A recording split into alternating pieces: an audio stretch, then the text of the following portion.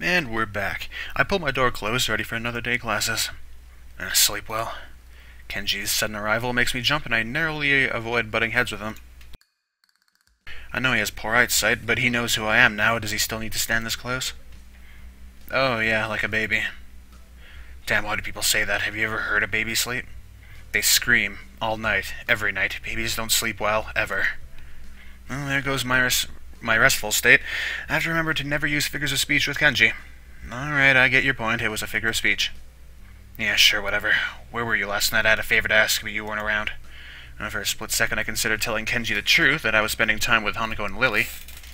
Thankfully, that split second passes as soon as it came. I was just out checking out the local area and stuff, you know, recon. Good man, good. I knew you were the type to plan ahead. Anyway, what was this favor you wanted? I was gonna get some takeout, but I needed change. Wait, what? I gave you the money last week and you still haven't paid me back. I was starting to think you were cool. Kenji fishes around in his pocket and produces his wallet. As he counts out the 400 yen he owes me, I can clearly see he has over two 10,000 yen notes. Hey, what the hell? Why are you borrowing money off me when you got that much cash? Kenji hisses a little, realizing that he's been had. Get off my case, man. It's bad luck to break a big note for anything less than half its value. It's the tycoon's rule. Last night's dinner is going to cost me 7 years of bad luck. 7 years. Don't you think that's enough cause to help someone out? I get a shorter sentence if I just stole the stuff. My common sense screams at me to say something to him, but thankfully I restrain myself. Arguing a point like this with Kenji will just lead to further and more complicated discussions. Yeah, I guess you're right. Maybe you should plan these things a little better. Yeah, man, I know, but I've just got so much stuff to do. It's hard, and you're never around anymore, so I'm on my own. We're supposed to be brothers in brotherhood, remember? Yeah, I get you. Global conspiracy and such. I'll keep my ear to the ground. Kenji draws close enough for me to get a clear whiff of his garlic-tainted breath. You'd better, man. You're already spending less time here. That's the first thing they do. They'll try to split us up, divide and conquer. Sun Tzu said that. Roger that. Now I've got to be going. I got classes. You coming? No, I'm tired. I stayed up all night just to make sure nothing was going to happen after splitting that note. As rational as ever, I see. Whatever. Night. Kenji scurries back into his room, and I hear him throwing his locks as I walk down the hallway. That is why some people can't roll their tongue, or why their second toe is longer than their big toe. Muto beams a half-moon smile at us, obviously proud of his explanation of recessive genes. However, no matter how impressed he is at this science that defines who we are, the classroom seems to be reduced to a stupor. Why is it that a bad explanation can make even the most interesting things seem worthless? I can see Muto deflate as he realizes that nothing he's said in the past half hour has sunk in. Whispered conversations start to break the silence, and like an avalanche, noise level in the class starts to rise. Defeated, Muto identifies some questions from the textbook and sets to clearing off the blackboard. Almost as if expected, Hanako packs up her things and leaves as soon as people start talking and laughing among themselves. The initial shock of seeing someone play so blatantly truant has started to fade, but it doesn't stop me from wondering. Is she leaving because she doesn't want people to speak to her, or is it just the thought of people around her shattering her peace? Before I can think about the topic any further, the lunch bell rings. I wonder if she was simply taking the opportunity to leave early. The usual clamor of students exchanging books for lunch reverberates around the room, and while Misha's just distracted, I grab my lunch and head out the door. Lily already sits in the tea room, setting out her lunch alone. So Hanako's not here then? No, how are you? I haven't met Hanako since this morning, I'm afraid. That's right, Hanako and Lily live next to each other. Somehow I think their morning conversations are slightly more grounded than Kenji's ramblings. That's strange. She left class early, so I figured that she'd come here. So she's still leaving class early? Yeah, I've seen her do it a few times. Lily drops her head a little, and her tone of voice is notably depressed. It's very reminiscent of someone who is used to hearing bad news. I was so sure that she'd stop doing that once you two became friends. Everyone has their own pace, I suppose. Well, I was wondering about that, just that today. Why exactly does she leave? I'm not exactly sure myself. I personally think it's because she doesn't want to be put in a situation where she has to answer someone.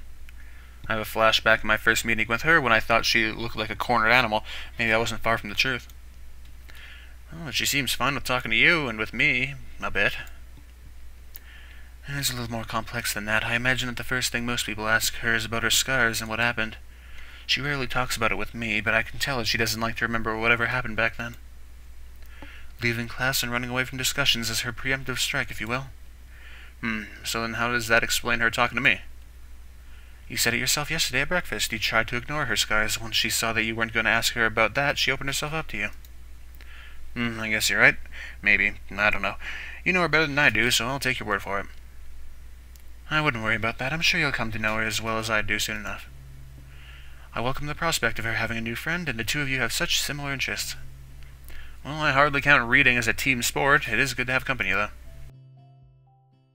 That's my point. Hanako is still an average person at heart. She also wants company at times like that. I see. I think. To be honest, both of you still confuse me a little. That's only natural, Azal. We've only known each other for a little while. It's unreasonable to expect you to understand us, just as we can't understand you. But that is half the fun of becoming friends, right? Yes, it is. Although, I suppose there's the matter of us being opposite genders. Men and women do seem to confuse each other quite often. She says this with a light giggle, finding amusement at the odd little details of life. I hope you don't mind, but I'm going to start eating. No, go ahead. I think I'll eat something too. I've got some books I want to drop back at the library before classes start, so I'd better get a move on. You'll probably find Hanako there as well. If you do see her, tell her to stop by my room later tonight. I'd like to talk to her. You're not coming? Unfortunately, I have class representative meeting later, so I'll be gone as soon as I finish my lunch. Okay then. If I don't see her in the library, then I'll tell her in class, and I'll be sure I'm sure she'll be back after lunch. We fall silent as we start to eat, and then I take a second to reflect on our conversation. I always thought that Hanako's shyness was simply due to her being self-conscious of her scars. But that is a pretty superficial way of looking at her. Just when I thought I was able to see through the fog of Lily and Hanako, I realized that I'm more lost than when I started. Lily quickly finishes her lunch, acutely aware of her meeting. I don't blame her. Shizune is most likely going to be there, and I doubt she wants to give her the satisfaction of another argument. I must be off. Same time tomorrow? Same time, same channel. I'd better head off too. I don't want to risk being late. Lily smiles gently, picks up her cane, and walks out into the hall. I turn my back on Lily as we head in opposite directions. For some reason, I find myself hoping she doesn't get into another fight with Shizune. As much as I like Lily, Shizune and Misha have been pretty instrumental in helping me adjust, even if half our conversations are thinly veiled recruitment attempts. Then again, I barely know either of them. Maybe they were previously leaders of some kind of secret society, but their love for each other just drove them apart. Oh man, I need to stop reading cheap fiction. It's rotting my brain. Either that, or I've got to move away from Kenji and his bad influence. It's sad that I can't tell the two apart anymore. I slide my books down the return chute, and they crash into the car with a pleasant thud. Yuko, however, doesn't seem as impressed as I. Hizao, you scared me. Sorry, I thought you would be used to that by now. Or is the literacy level here so low that nobody borrows any books? No, I think everyone here can read fine. Yeah, never mind. There's some battles you can never win. Trying to explain jokes is one of them. My dad taught me that the hard way. Say, Yuko, have you seen Hanako about? She left class early, but she wasn't in her usual hiding place. I think I saw her sneak in before lunch. Oh, but I'm not supposed to tell anyone that. I just told you that I saw her leave. No need to stress out. Oh, of course. She's probably in the back. Thanks. Got any new books in recently? No, sorry. I'll let you know when we do, though. Okay. There's one thing I know about librarians, part-time or otherwise, it's that they appreciate people that take a genuine interest in their work. I walked the now familiar path to Hanako's reading nook, picking out a few titles along the way. Sometimes I found it hard to discover a book that will interest me among the shelves. An author's name and a two-word title don't mean much in a sea of similar words. For that reason, I sometimes reread books that I read in the past, better to bet on a favorite than a new runner. An unfamiliar title from a familiar author peeks out among the spines of its neighbors, so I remove it from the shelf. At least I'm not going over old material. As expected, Hanako sits on her beanbag, buried deep in a copy of Dance, Dance, Dance. Hey Hanako, how's it going? I fight back the urge to ask why she left class early if Lily's suspicions were right, then asking her about that could have the opposite effect. Best to leave it for the time being. Sometimes the best way to get an answer from someone is never to ask a question. Hello, Hizao. I'm fine. Something seems off, and after a couple of seconds I realize what it is. Hanako's smiling. She looks as if she's pleased to see me. It's a nice change from the usual instinctively frightened reaction, and something I hope I can see more of as we get to know each other better. Good to hear. How's that book? I heard it's a trip. It's good, I think. I've only just started reading it, so I don't really know. Fair enough. Let me know how it goes. I may borrow it once you're done. Sure. There's a good 15 minutes left in lunch. Not enough to really get into a book, but too much to stand around doing nothing. I know Hanako's already returned to her reading, so I doubt I'll get much conversation from her. Oh well, I'd better make myself comfortable. I slouch into a beanbag and crack open my book. The familiar style of the author leaps out at me from the very first line. As the sentences turn into paragraphs, I start to relax a little. But no matter how I try, I can't seem to get myself into the atmosphere of the book. This is partly due to lack of time, but the more distracting factor is Hanako. Every 10 or so seconds, she peers over the top of her book, but when her eyes meet, she quickly ducks behind the covers. Guess she did want to talk about something after all. What's up? You look like a prairie dog on lookout. It's nothing. I've told you before, nothing means something when you say it like that. Hanako squirms a little in her beanbag, hoping that by changing her position she'll find the word she's looking for. I was in an accident. Accident? Just now? Are you alright? Hanako shakes her head, her hair flowing around her shoulders in wisps of amethyst on a background of pale and dark flesh. No, when I was younger. Realization crashes into me like a semi. When I was... It's alright, Hanako. You don't have to tell me anything if you don't want to. Again, she shakes her head. No, I have to tell you. When I was young, I was in a fire. My house burned down and I nearly didn't make it. And after that, I was alone. Hanako's eyes glisten in the dim light of the library, and I reach out to grasp her hand. It's okay, Hanako. You don't have to keep going. But I have to. Why? What brought this on? Last night, Lily told me about your heart. And I didn't think it was fair. Fair? That I knew about you, but you didn't know about me. I squeeze Hanako's hand a little. Don't be silly, but yes, I have a heart condition. I lean a little closer to Hanako. What I didn't tell Lily is that I had my first attack when a girl confessed to me. I smile a little to break the tension. Really? Really, I haven't heard from her for a while, though, so I guess it's all over. I know it's all over. There's no other way to interpret what happened the last time I saw her. In some ways, not having heard from her again has helped me move on from that period of my life. So now we both know a little more about each other, but you don't have to talk about things if you don't want to. In fact, I feel a little bad even thinking about that whole incident. I can almost smell the hospital's disinfectant burning the back of my sinuses again. Imagine Hanako is going through the same thing now. When I was in the hospital, I went to the burn ward once and only once. I was bored, so I went for a walk through all the wards. I went through oncology and thought I could take it, but when I got to the burn ward, I turned around and went back to my bed. To think that Hanako would have spent months in a place like that, smelling nothing but corrupted skin, strong disinfectant, and sterilized air. The really bad cases were kept in isolated pods that no foreign objects could enter. That would have meant no reading. I would have gone insane if I didn't have my books in the hospital. She said she was alone. Did her parents die? I'll have to ask Lily about it. I can imagine myself saying something dumb unintentionally. Thank you, Izao. I haven't told too many people about this. To be honest, I haven't told many people about my, circumstances either. Then I won't tell anyone either. Deal. I changed my grip on Hanako's hand into a handshake as the warning bells chimed through the window. Well, then we'd better get back to class then, huh? Sure.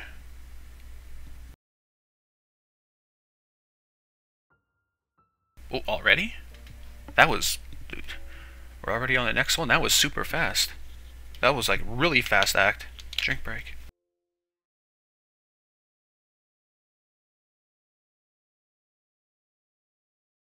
Yeah, that was, like, really fast. The tint of the room slowly changes from the shine of the afternoon to the orange of dusk. A clock lazily ticks away the seconds, counting in the background on the verge of hearing. But no matter how long I wait, the outcome cannot be changed. The diminutive playing piece makes a small click against the board. Like a wound spring, Hanako makes her move only moments after mine. It's embarrassing. In comparison to my 5-minute move, she seems to know exactly what she wants to do. Mate. Again, what does that make this? 3-2? Stalemates don't count. Damn, we're getting better at this every day. That or she's been holding back. I'd have never thought when I first met her, but she really has a knack for this game. Chess seems to have become a popular pastime for the two of us, hiding away in the tea room, playing a game or two after classes. From here, the students outside can just barely be heard milling about. The everyday noises from below remind me a little of my life before Yamaku, though I'm by now well aware that it's a life I'll never get back to. Fancy another game. I have to finish my homework. Oh, well, so I'll see you tomorrow then. But what about this? Hanako points to the the tea set surrounding the mostly empty chessboard. Don't worry about that, I've got it. Oh, okay. See you later. Hanako departs as I start cleaning up the area. The occasional whistles and cheers from the sporting clubs outside become less frequent, eventually approaching silence.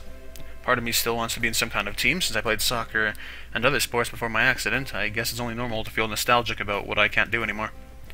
But I have other reasons than that for my coming here so often, and I don't feel so bad about losing that part of myself because of them.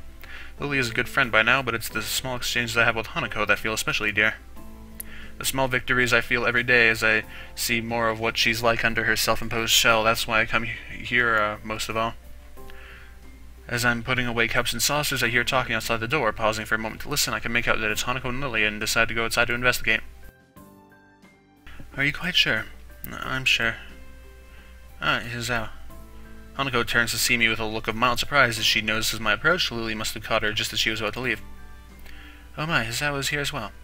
Afternoon, Lily, what's up? I was hoping now that I finished with my class representative duties for the day, that I might have the two of you accompany me for tea at the Shanghai. It would be nice to enjoy ourselves outside the school for a change. I'd be up for it. I think Hanako had work to do, though.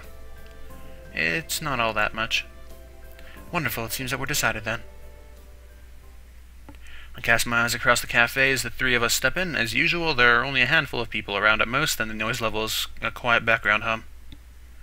The hold Lily has on Hanako's arm remains just as it had been for the entire slow walk down the hill to the local town, though it's hard to say for which reason, for Lily's guidance or for Hanako's reassurance. For a moment, Lily removes her arm from Hanako's to retract her cane as Yuko quickly skitters over to where we stand, but soon replaces it right back where it had been. Welcome to the Shanghai. May I take your order? She gives a deep bow, her well-delivered and professional introduction putting her in a good mood. It's a nice change from the norm for Yuko. Just tea, please. Hanako, Hizao? I'll have a slice of pie and a coffee. Just tea, please. Coming right up. Please take any seat you wish, and I'll be back shortly. Yuko gives a smile and a nod before shuffling to the counter, and we make our way to some empty seats by the window in quick measure. We slip into our seats, the girls on one side with Lily's cane propped up beside them and I on the other. I realize that Hanako's not doing something that she so often does. Rather than keeping her eyes pinned to the ground and hiding behind her blind escort, busily trying to convince herself that the world around them doesn't exist, she's merely keeping her eyes low and helping Lily around. You okay, Lily? You look tired. She lowers her head a little, looking somewhat embarrassed that she let it show. Class representative work can be very tiring, considering that it often means dealing with the student council. Very tiring indeed. How do the other representatives go? Better than I, but not by much. Shizune is a harsh taskmaster, no matter whom she deals with. It doesn't sound like you particularly relish the job. Why do you do it in the first place if it's that bad? Being a class representative is enjoyable, and I can deal with the responsibility well enough. And it's just that the people involved are sometimes...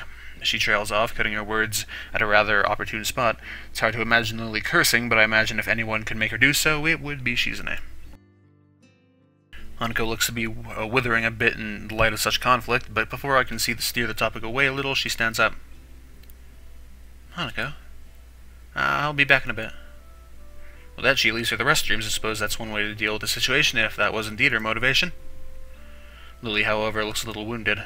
Don't worry about it, I don't think it was you. But I think she's getting stronger recently. You've seen it yourself, right? Seen it herself. That went a bit awry. Unfortunately, Lily doesn't look offended. Oh, I thought he was going to ignore that he said that. And by now, I really shouldn't be quite so scared of stepping in on that landmine around her. Possibly. Sometimes I find it hard to tell, though. Silence reigns for a moment before 2 teacups of pie and a mug of steaming coffee appear in front of us. I notice that Yuko takes special care to place a teacup against the tip of Lily's fingers, letting her know where it is. Here you go. Thanks, Yuko. Thank you. With a quick and silent bow, the bespectacled waitress takes her leave. Oh, that's right, I was meaning to ask you something, and now would be the right time to do so. I'm all ears. Who's sending me a message on Skype? Hanako's birthday is coming up, and I was hoping that you might accompany me for presents shopping in the city this weekend. Yep, here we go. Hanako's birthday is soon. I suppose it would be a nice chance to cheer her up a bit. Like Yuko, she always seems to be teetering on the edge of either panic or depression, and I've never seen her enjoy herself much outside of chess games. All that aside, learning the layout of the city better with a friend keeping me company sounds like a good way to spend a weekend. Yeah, sure, I'd be happy to. Have you got any plans for what to do for her birthday, a party or anything? Hanako being Hanako, perhaps a low-key affair would be. Lily suddenly cuts herself short, leaving me to wonder why she was bringing her teacup to her lips and begins to sip. After a few seconds, I notice Hanako walking up to us over her shoulder. Lily's hearing must be very good indeed if it was the sound of the restroom door opening and that tipped her off. Hanako takes her seat once again and wastes no time drinking her tea. Soon the three of us are quietly eating and drinking as the sun sets. It's a nice way to spend the remainder of the day's light, and it makes me appreciate the quiet and serene surroundings of Yamaku. I think I'm really beginning to like life here, as isolated as it may be. I finish off the last of my coffee and rest the mug on the table while the girls talk between themselves. The coffee here is a little bitter for my tastes, but it's still quite good, better than what I can make for myself in any case. The girls' discussion is mainly focused on their respective reading preferences, which does give me a little curiosity about a related topic. Hey Hanako, I was just wondering, aside from chess and reading, do you have any hobbies or things you like doing? She's completely stopped in her tracks, looking quite surprised that anyone would be interested in asking such a question about her. It takes her a little time to formulate a response. I guess I like singing a little. I'm okay with computers as well, but I don't use them all that much. Singing's not exactly something I would expect from her. It's hard to imagine her singing voice, given how soft-spoken she is. Lily, on the other hand, simply nods. She must already know all this, since she's been friends with Hanako for 1 year or so by now. What about me? She hesitated before quickly flicking her head up and down. It's only logical that she'd want me to talk about my hobbies after she's told me hers. Well, there's chess, obviously, but also, there was soccer as well, though I can't really do that anymore. Reading, which I picked up in the hospital. This is surprisingly hard. Lily and Hanako look a little put off by the direction this has taken, and the more I think about it, the more I am too. It sounds as if you picked up quite a few things since your accident. Lily's candor is coated with probably the most positive spin one could put on what I said. Hanako, however, is silent. If a situation becomes difficult, her reaction always seems to be withdrawing into silence in order to prevent things getting worse, that or physically retreating. A soft ringing gives us pause as Lily reaches into her pocket. It becomes obvious that the sound's coming from her phone. Oh, sorry. It's okay. Lily gives a quick nod before shuffling out of her seat and taking the call a little distance away to avoid disturbing the both of us. It must be nice to be popular. Hanako smiles but doesn't take the hook for further discussion. I just end up sitting back and closing my eyes, relaxing as best I can. It's nice and peaceful here. I wonder what it'd be like to have grown up somewhere like this rather than in the city. You come from the city. Well, looks like I found something she wants to talk about. Yeah, you could say I was a city kid through and through. It sounds like a lot changed. It did. I'm still not quite sure what to make of it all, though. It's a bit of a culture shock in more ways than one. You must have gone through something like this when you first arrived at Yamaku, right? I imagine most students would. Not really. Hanako gazes a little to the side, looking unwilling to go on. I tilt my head inquisitively, but a couple of seconds pass with no further answer. But can't we deal with it on Monday? The fallout is already settled from the last. I understand. I'll try to talk her down. You know what she's like when she gets locked out onto an idea. Yes, thank you. I'll talk to you later then. Goodbye. Lily's conversation ends with a snap of her phone closing. She returns to our table, but doesn't take her seat. You need to go. Unfortunately, class representative work calls once again. I can come with you. It's alright, Hanako. I'll just be going straight to the student council. There's no need to spoil a fine evening on my account. Besides, if you were to accompany me on my way back to the school, who would keep our poor Hazao company? Okay. I can join you for tea again later tonight if you like. I may well need it. We agree on that plan, and Lily says her farewells to the both of us, taking her cane after Hanako passes it to her. Despite my offer to pay for Lily's share, she insists on giving us her portion of the bill and gives her regards to Yuko as she takes her leave. And then we're alone. It may be all well and good to leave Hanako and I alone to have some time together, but all it typically means is the two of us sitting near each other in silence for a while. Wonder what I must look like to Hanako. I never thought of myself as a scary person, but to have someone my own age acting this way around me makes me intensely self-aware, as if it's my fault that she's so troubled.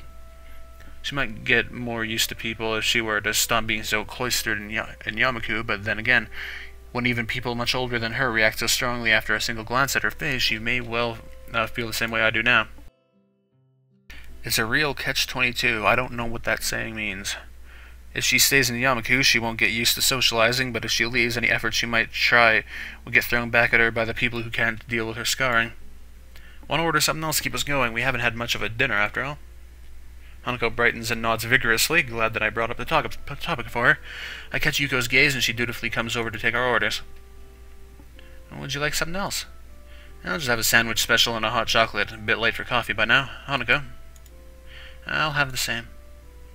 With a nod and a bow, Yuko turns on the ball of her foot and returns behind the counter, where she busies herself fishing out bread and condiments and working the machine to make our drinks. Not a word is said between us until Yuko comes back. She smiles and gives us our food and drinks before moving to a customer who's called for her attention. I give up on the prospect of having much of a conversation with my companion and decide to just enjoy the meal, small as it may be. It is impossible to talk to shy girls. It tastes nice, as does most of the food here. After having a few mouthfuls, I notice something's missing, namely the sound of Hanako eating. Looking back to her, I see Hanako fidgeting a little behind her untouched sandwich. Not hungry? She shakes her head from side to side. Even as she does, the patch of hair she keeps over the right side of her face still does its job in hiding it almost entirely. It's not that. I was ready to have your share too. You look troubled. Is something wrong? I'm startled by her thinking that I'm the one who looks troubled, but on second thought, she's probably right.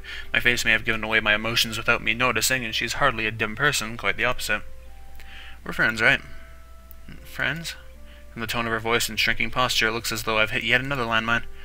This is another reason why interacting with her is difficult. The self-imposed psychological barriers she puts up between herself and others, including me and most likely even Lily. It's a shame that... I think that we are. I'm a little taken off guard by Hanako's straightforward answer, all the more so since I was about to give up on getting any reply at all. I see. Am I wrong? Sorry, No, it's not. It's just hearing confirmation of that from you is reassuring. To pick up on what you said earlier, since coming to Yamaku, I've been a bit uneasy about how I should relate with others. I found myself chuckling a little. It's surprising how much of a relief that was. I can feel my face smiling as I pick up my cup of hot chocolate and bring it to my lips. That's hot.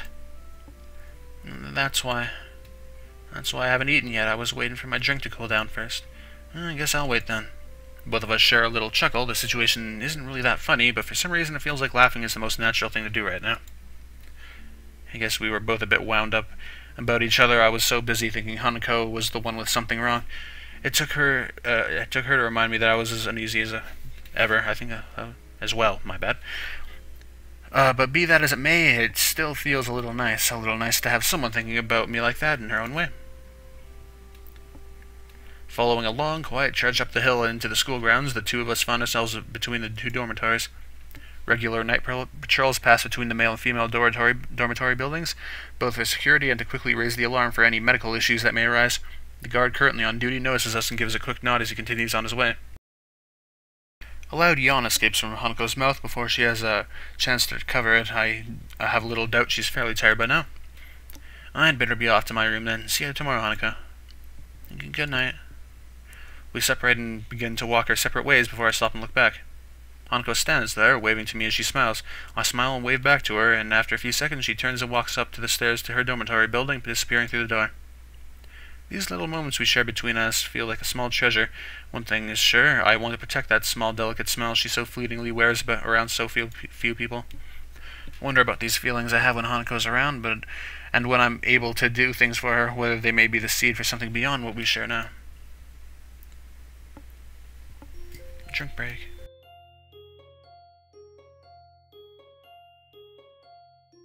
Oh, it's so hot today here. It was supposed to rain, but it's not going to. The summertime sun is something to be savored, but when combined with the clean country air, it's all the better. The track and field club members are horsing around on the field ahead. Some are playing with a soccer ball, others are talking, a few laugh as two of them mock fight with each other. None of them pay me any heed as I sit alone on the grass underneath the shade of a particularly large tree. It's a nice and peaceful moment after a dreary day of schoolwork. I played soccer pretty often before my heart attack, so I had thought it would be really nostalgic to watch some. What I'm feeling now, though, is quite distinct from that emotion. I hear footsteps approaching from behind me, and I turn to my side to see one of my classmates taking a seat beside me. I'm taken off guard, as the two of us haven't really talked much before, and I didn't think anyone would notice me here. What's up? Hi, Mira, wasn't it? Just call me Miki. Sure names are too stuffy. Likewise, then. We both looked back out to the field. Let me restart that. We both looked back out to the field where the guys were playing. Wait, to the field where the guys are playing. Where the guy? I think that's supposed to be where. It looks like they're getting ready to have a second game with people spreading out to their positions and the ball being carried to the center of the field. Sure enough, the whistle is blown to begin the match, and they get right back into it. I'm not gonna play. Nah, just gonna rest for a bit. What about you? You kind of look like you wanted to play when you were watching us before. So someone did notice me after all. It's kind of a long story. Her face says that I've piqued her interest. I'm in Yamaku because I've got a heart condition. I can't really play soccer anymore. Wanted to be a soccer player, did you? No, I only really did it for fun. My friends played it, so I played as well. Any of those guys playing soccer around could have been me before my accident, but I don't feel like I have any real wish to go back to that either. It's a little hard to explain. I'm still decently physically built from the days when I played, even if my strength's largely left me by now, and I got on well with the other club members. When I think about it, I should feel pretty bad watching people play when I can't anymore, yet I don't. Maybe it's a good thing, a sign that I've gotten over it and that I'm ready to become a new person. Sorry, I'm kind of rambling. It's cool, I'm actually glad to hear that. It sounds like you really have your stuff together. Some of the people that come to Yamaku are pretty messed up at first. So you're a member of the track and field club, then? Yep, been in it since I first arrived. Don't suppose you're friends with Emmy, short, fast runner, no legs. I don't think there are all that many female track and field members. Emmy, no, everyone knows about her, don't they? But now I tend to get on better with guys, so me and Emmy don't really talk much. Anyway, what about you? Well, I'm not really in any clubs, real clubs anyway. You've been hanging around with Hanako and that blonde Amazon. Amazon, though, right? Blonde Amazon. I suppose Lily has the height to fit that description. If nothing else, I nod in response without making too fine a point of things. And don't worry about it. As long as you got some friends, you don't need to join a club. Loud whistling from the field attracts our attention. One of the players is on the ground clutching his leg, and the other play to jog up to him, leaving Mickey grimacing. Ouch, that looks painful. That guy really has bad luck. As she continues to look out onto the field, I can't help being reminded of her own injuries. Her left arm, ending in a stump rather than a hand, has been bandaged up for the entire time I've been in Yamaku, and her injury doesn't seem that new. She turns to talk to me again and catches me looking. Both of us sit in awkward silence as she takes her bandaged arm and looks and holds it in her lap with other remaining hand. Sorry, I guess I'm still a bit... It's fine, really. Her tone is light, but neither of us says anything afterwards. Every disabled student here has their own way of dealing with their problems, and some finding their condition troublesome is only natural. I'm included among them, after all. The injured guy from the soccer game manages to get onto his feet with some help and ends up hobbling off the field with one arm over the shoulder of another for support. Probably just pulled a muscle if he can still manage to walk. The whistle blows again, and the game continues once more with one less man on the field. Hanging out with Hanako and that blonde girl, you keep some pretty strange company. How so? It's just that Hanako's kind of, I don't know, shy. No, it's not really that. It's just she's got some issues, I think. I can't really put it in a nice way. Not that I don't think she's a nice person, though. She's perfectly nice. Just hard to deal with. Sounds like Miki, or at least some other people in the class, have tried to get closer to Hanako in the past, and that didn't go so well. I think her judgment is rather harsh, given that everyone, not just those in Yamaku, have their own issues. And again, I haven't known Hanako for that long, so it wouldn't surprise me if there is some stuff I didn't know about. And I'll just take it as it comes. She's a nice person, I think that should be all that matters. Miki's eyes narrow a little, and her smile spreads. You really like her, don't you? Miki certainly doesn't mince words. Let's save. I know what I'm going to go with. Did it save? Yes, it did, okay. Wait, what is this? What is this scene called? The Shady Encounter. I guess we are sitting in the shade. Admit it. To be completely honest, yeah, I do. I'd appreciate it if you didn't tell anyone. Hey, whoa, you can trust me, no problems there. Hopefully you're more trustworthy than Yuko. To be honest, I think it's kind of cute. If you want to go for it, don't let me stop you. Thanks. She may say that, but she was just talking about Hanako having issues. Still, I want to hold myself to the words I said. Hanako's problems don't matter. I'll deal with anything that comes up because I want to help her. If there's even the smallest possibility that I can pull Hanako out of her depression and seclusion, then I should work towards that no matter what. No matter what. If she needs a prince, then I will be that prince.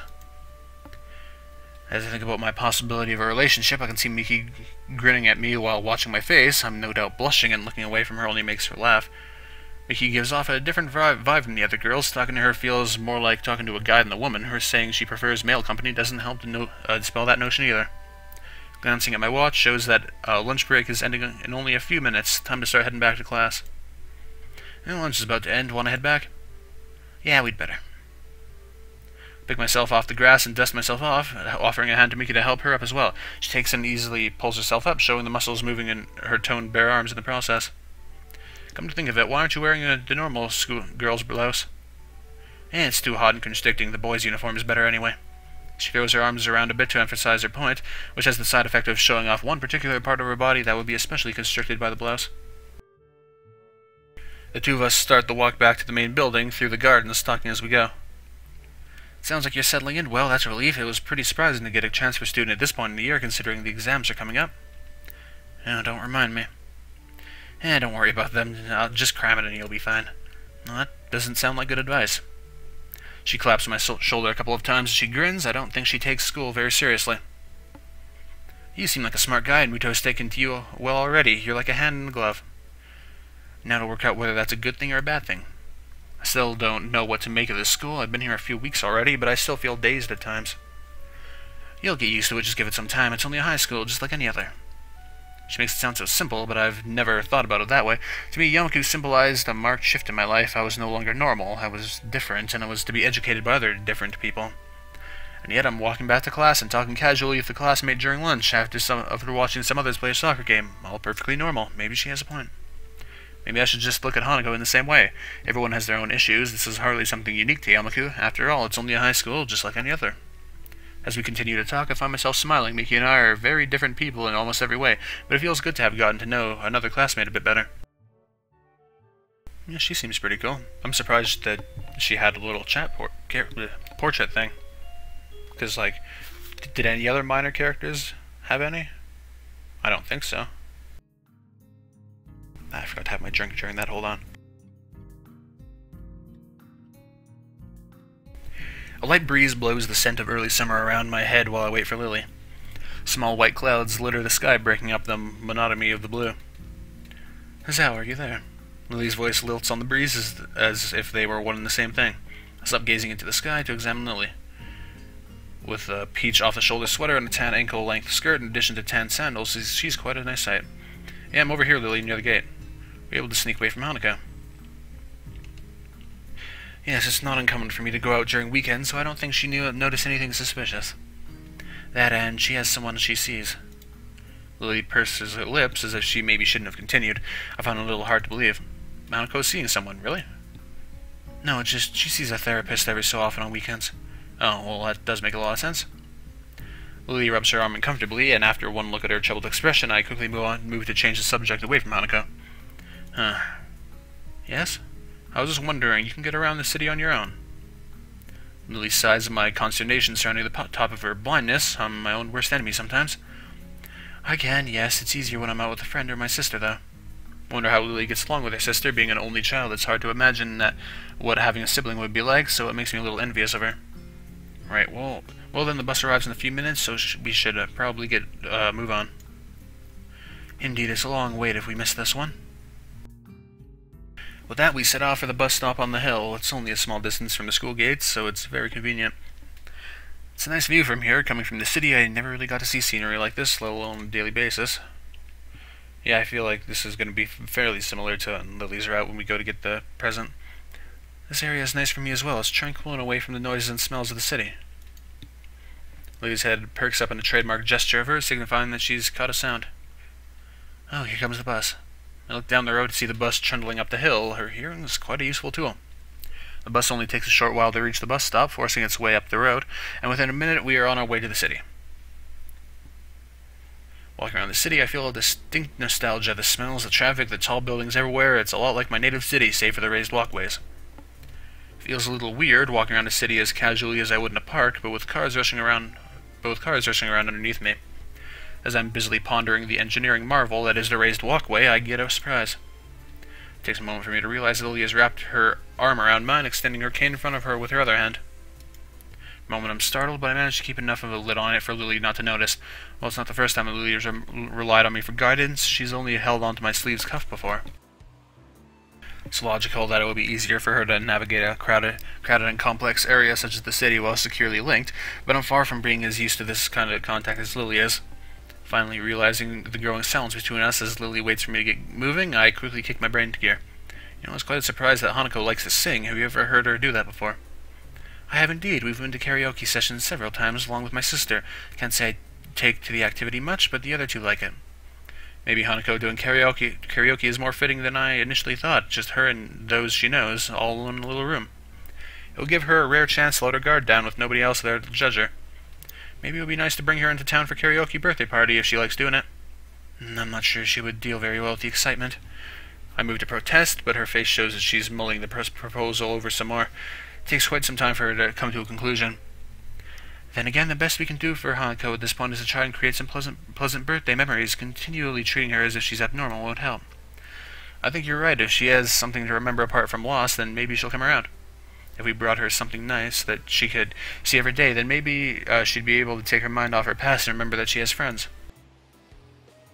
And in any case, I think Hanako can handle something like this. In the time I've spent beside her, I've learned that she isn't quite as frightfully fragile as I first thought she was. So, shall we be off? I'm not really sure about the layout of this area. Very well. I might like to suggest having something to eat first. I haven't either, so that sounds like a good plan. Make sure you choose a nice place, Azao. She gives a teasing smile, one that makes me smile reflexively in response, even if she can't see that. I'll make very sure I do, don't worry about that. Once outside, I order 2 slices of pie and accompanying cups of tea and take them back to our table. I peg this cafe is the type to appeal to Lily, small and quiet, but well kept and somewhat upscale. Going by the dainty smile she wears, I don't really know if I could have chose right. It's very rare to see her not smiling after all. Nevertheless, I take a seat near her at one of the corner tables and lay down our small meals. Lily gingerly brings her head over the slice of pie I place in front of her, delicately taking in the aroma. Lemon pie, is it? Thank you, Azao. No problem, the tea's just next to it, so be careful not to knock it over. She nods appreciatively, but judging from the slightly weak smell she has, that the warning wasn't really necessary. I suppose the sound must have tipped her off to its position. We both tuck into our food without further ado, both of us remaining largely silent as we do so. Lily isn't the type to appreciate discussion while eating, and I can't say I like it either. Eventually, we finish both our meals, and the last of our teacups follow in short order. Lily's the first to break the silence. That was very nice. I must say you've chosen quite well, Azao. This is the first time I've really had much of a look around the city, so all I could really do is choose somewhere that looked nice. Damn sorry. I really feel bad for inadvertently bringing up the subject of sight around Lily, but she doesn't appear to mind much. Quite the opposite. She almost looks amused by my awkward attempt at an apology.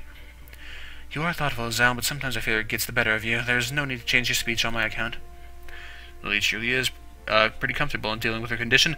I still hasten to change the subject, as I can't really say that I share confidence in the matter. If you lived around here for very long, it seems like you have this place pretty much sorted out. She quickly waves her hand in front of her face to dismiss the notion. It's nothing like that. I've attended Yamaku since the start of high school, but I didn't walk around the city very much because Akira and my sister picked me up and dropped me off. Alright, you mentioned not living in the dormitories until recently. It's quite a surprise. I'd just assumed that she'd been living there ever since entering Yamaku at the least, which would give her a few years here. I've lived with my family for most of my life. Then I was just together with my sister, with my family having moved to Inverness. Long before, and Akira working long hours, I ended up having to move. Inverness? Isn't that somewhere in Scotland? Like, how would you even, know that? I had no idea. I've never even heard of this place before this game. Oh, did I not tell you? My family currently lives in Scotland, the birthplace of my mother. My father's side is mainly Japanese, though. And the question of what gave Lily her looks did cross my mind every now and then, again, but I'd never thought to ask. That answers that, then. To be honest, I'd never have guessed, considering you have no accent. I'm guessing you were born here. Full marks. I'm thankful for my heritage, though, as without it, I'd likely not have been taught English so early in my life. And what of you, Azao? What about me? She gives a moment's thought, but she probably just had thought of what to ask me before switching the topic. I'll go with, what are your plans for the future? To be honest, I haven't thought much about that recently. After my accident and subsequent months in the hospital, enjoying my life here with you and Hanako has been enough for me. In fact, I don't think I've thought at all about a future for some time now. It seems almost futile. This is your last year of school. After this, you'll have to fend for yourself one way or the other. It's not like I don't know that. I just haven't put much thought into it since then. She opens her mouth to continue, but gives a small sigh instead, as she seems to have realized that she really doesn't know enough about my situation to go deeply into it. Well, we all have our own pace. I just hope you'll take any chance you see. I understand. I'll think about it. Alright, well, I think I'm going to end it here. Thank you for watching, and goodbye.